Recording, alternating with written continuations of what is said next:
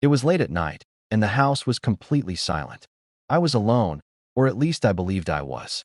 The day had been long and exhausting, and all I wanted was a warm shower to relax before going to bed. My bathroom was small and old, with pale tiles that had started to crack at the corners. The ceiling light gave off a faint yellow glow, flickering slightly whenever the exhaust fan was turned on. The mirror above the sink was wide but slightly spotted with age, and the shower curtain was thin enough to cast blurred shadows when the light hit it just right. I locked the bathroom door out of habit, something I always did even when no one else was home. The sound of the lock clicking into place gave me a strange sense of comfort. I turned on the shower, and the pipes groaned loudly before warm water began to flow. Steam quickly started filling the room, wrapping around me like a heavy blanket. The sound of water hitting the tiles echoed in the small space, drowning out every other noise. At first, everything felt normal. I stepped under the spray and closed my eyes, letting the warmth wash away the tension in my shoulders. But after a few minutes, something shifted. It wasn't a sound exactly, more like a feeling, a subtle change in the air. The kind of feeling you get when someone is standing too close behind you. My heart skipped, and I slowly opened my eyes, suddenly aware that the silence beyond the running water felt different, unnatural. As the warm water ran down my back, I tried to ignore the uneasiness creeping into my chest. It was probably nothing, I told myself. The house was old. Old houses made noises. Pipes knocked. Wood shifted. The fan hummed unevenly. There was always an explanation. Still, the feeling wouldn't go away. It grew stronger. It felt like eyes. Not imagined eyes. Not paranoia. Real eyes, fixed directly on me. I slowly wiped water from my face and listened carefully. The steady hiss of the shower filled my ears, but beneath it, there was something else. A faint shift. A soft scrape. So quiet I could almost convince myself I hadn't heard it at all. My breathing became shallow. I turned slightly, pretending to casually adjust the temperature, but really I was trying to see past the shower curtain. The thin plastic clung to the edge of the tub, unmoving. Beyond it, I could make out blurry shapes. The sink, the toilet, the closed door. Everything looked normal. Too normal. The steam thickened, fogging the air. The bathroom suddenly felt smaller, tighter, as if the walls had inched closer without me noticing. My skin prickled despite the heat. The back of my neck tingled, the way it does when someone stands just behind you. But I was alone. Wasn't I? I swallowed hard and closed my eyes again, telling myself to relax. Count to 5. Breathe in. Breathe out. 1, 2, 3. A faint exhale echoed through the room. Not mine. Slow. Measured. Right behind the curtain. My eyes snapped open. And this time, I was certain. I wasn't alone. I stood frozen beneath the running water, every muscle locked in place. The breathing had stopped, or maybe the sound of the shower drowned it out. I wasn't sure anymore. My mind scrambled for logic. Maybe it had been the pipes. Maybe the fan. Maybe my imagination feeding off the silence and steam. Slowly, carefully, I reached forward and turned the water off. The sudden quiet was deafening. No spray. No echo. Just the faint hum of the exhaust fan and the pounding of my heart in my ears. Drip, drip, drip. Water slid from my hair onto the tile. I didn't move right away. I just listened. Nothing. After a few seconds, I forced myself to pull the shower curtain aside in one quick motion. The bathroom was empty. The sink, the toilet, the closed door. Everything exactly where it should be. Relief washed over me so quickly my knees nearly gave out. I let out a shaky breath and stepped out of the tub, reaching for a towel. That's when I saw the mirror.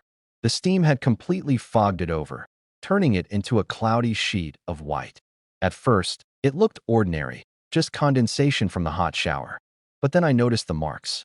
2 long streaks running vertically down the center of the glass. They weren't random drips.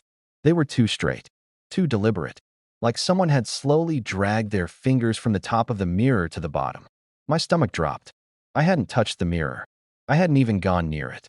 With trembling hands, I stepped closer.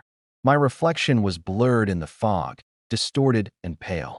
I raised my fingers and hovered them inches from the glass. The streaks were wider than mine, longer, and still slightly wet, as if they had just been made. Behind me, something shifted. I spun around at the faint sound behind me, my heart slamming painfully against my ribs. The bathroom was still empty. The door remained shut. The shower curtain hung limp and motionless. Nothing had fallen. Nothing had moved. But when I turned back to the mirror, my breath caught in my throat. The fog was beginning to thin, and beneath it, shapes were forming. At first, they looked like random smudges spreading across the glass. Then the lines became clearer, straighter, intentional. Letters. Slowly, as if revealed by invisible hands, the message sharpened into focus. I see you. The words stretched across the center of the mirror, tall and uneven, as though written in haste. The condensation around the letters had been wiped away, leaving the message clear against the fogged surface. My knees weakened. I didn't write that. I whispered to the empty room. The air felt colder now, though steam still clung to the ceiling. Goosebumps rose along my arms. I stared at the message, trying to convince myself there was a rational explanation. Maybe it had been written days ago and only appeared now because of the steam. Maybe someone had played a prank. But no one else had been in my house. And I lived alone. My reflection stared back at me beneath the words. Wide eyes, pale face, trembling lips. It looked like someone else entirely. Then something changed. The bottom of the letter U began to drip. A thin line of water slid downward, slow and deliberate, like a tear running down the mirror. I stepped back. The fan suddenly stopped. The light flickered once, twice, and the room fell into darkness. In the silence that followed, I heard it again, breathing, closer this time. The darkness swallowed the room in an instant. 1 second, I could still see the faint outline of the mirror and the dripping letters. The next, everything vanished. The only thing left was the sound of my own breathing, fast, uneven, terrified. And then I realized something worse. There were 2 sets of breaths, mine and another, slow, calm, controlled. It was somewhere in the bathroom with me. Hello. My voice barely worked. It came out thin and shaking. No answer. The air felt heavier without the fan running. The steam lingered, thick and suffocating. I couldn't see my hand in front of my face. I fumbled blindly along the wall, searching for the light switch, but my fingers trembled so badly I could barely feel anything. The second breathing sound shifted. It wasn't across the room. It was closer, near the shower. A faint rustling noise followed, like plastic brushing softly against skin. The shower curtain. My heart pounded so loudly I was sure it could hear it. I stood completely still, terrified that any movement would give away my exact position. The curtain scraped lightly against the tub. Once, then again. A slow, deliberate movement. Something was touching it from the inside. But I was no longer in the shower, which meant something else was. I swallowed a scream, pressing my back against the cold tile wall. My mind raced for explanations, but none made sense. I had pulled that curtain open. I had seen the empty tub. The breathing grew louder. Not rushed, not panicked, almost patient, as if it had all the time in the world. Then the curtain rings made a soft metallic click and began to slide. The metallic rings scraped slowly along the shower rod. One by one. The sound was soft, almost gentle, but in the silence, it felt deafening. My eyes strained against the darkness, trying desperately to make out shapes through the thick steam. The curtain was opening. Not fast, not sudden, slowly, deliberately, as if whatever was inside wanted me to see it coming. I couldn't breathe. My lungs refused to work. My body felt frozen in place, pressed against the cold bathroom tiles. My fingers dug into the wall as if I could somehow sink into it and disappear. Another ring slid across the rod. The curtain shifted a few more inches.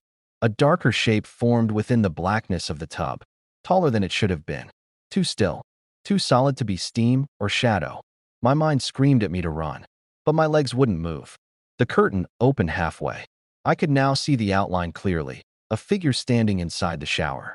Its head tilted slightly to one side, as though studying me. No features, just a deeper patch of darkness where a face should have been. The breathing wasn't coming from across the room anymore. It was directly in front of me. Slow, satisfied. A cold drop of water fell from somewhere above, landing on my shoulder. I flinched violently, nearly losing my balance. The figure shifted, just slightly, and the curtain slid open the rest of the way. The tub was empty, completely empty. No figure, no shadow, nothing. The breathing stopped. The bathroom light flickered back on. The mirror was clean, The message was gone. For a brief, fragile second, I wondered if I had imagined everything, until I felt something warm against my ear. And a whisper, "I'm still here." I don't remember leaving the bathroom. 1 second, that whisper was curling into my ear, warm, close, impossible. And the next, I was in my bedroom, door locked, lights on, every corner checked and rechecked until my eyes burned from staring. I didn't sleep that night. Every creak of the house made me jump. Every passing car outside sent shadows sliding across my walls. I kept telling myself it had been stress, exhaustion, a waking nightmare brought on by too much imagination and too little rest. Morning came eventually, and with it, normalcy. The bathroom looked exactly as it always had. The mirror was spotless. The shower curtain hung still. No streaks. No messages. No sign that anything had happened at all. By afternoon, I almost believed I had imagined it. Almost. That night, I stood outside the bathroom door for a long time before going in. My hand hovered over the knob. I told myself I wouldn't let fear control me. I opened the door. Everything was quiet. Normal. The mirror was clear and dry. I hadn't turned on the shower yet.